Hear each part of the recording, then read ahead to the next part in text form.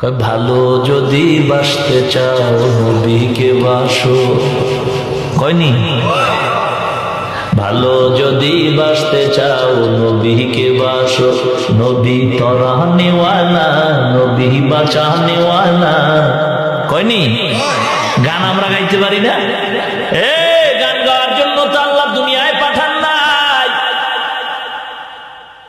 নবীকে ভালোবাসার কথা তো কোরআনে আল্লাহ বলেন নাই। বুঝার ব্যাপার, নবীকে ভালোবাসো কথাটা তো আল্লাহ কোরআনে বলেন নাই। আল্লাহ বলেন আল্লাহকে যদি মোহাব্বত করতে চাও নবী দুনিয়ার মানুষকে জানায় দাও। আমি আল্লাহকে যদি দুনিয়ার কেউ ভালোবাসতে চায়, মোহাব্বত করতে চায়, ফাত্তাবিউনি, তারা যেন আপনার আনুগত্য করে। ভালোবাসে এমন কথা আল্লাহ বলেন নাই, তারা যেন আপনি নবীর আনুগত্য করে। ভালোবাসা আর আনুগত্যের মধ্যে 500 বছরের ডিফারেন্স।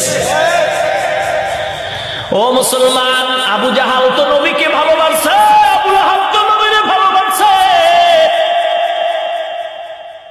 যে আবু লাহাব নবীর জন্য গোলামকে আজাদ করে দিছে,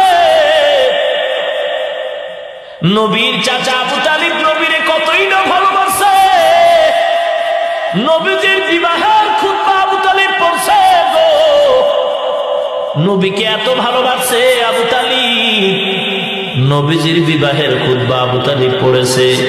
চমৎকার ভাষণ দিয়েছে, রহমাতুল্লিল আলামিন সম্পর্কে গুণগান গাইছে আবু তালিব। আম্মা জান খাদিজাতুল কুবরা রাদিয়াল্লাহু তাআলা আনহা বিবাহের মোহরের টাকা আবু তালিব দিয়েছে রে বাবা।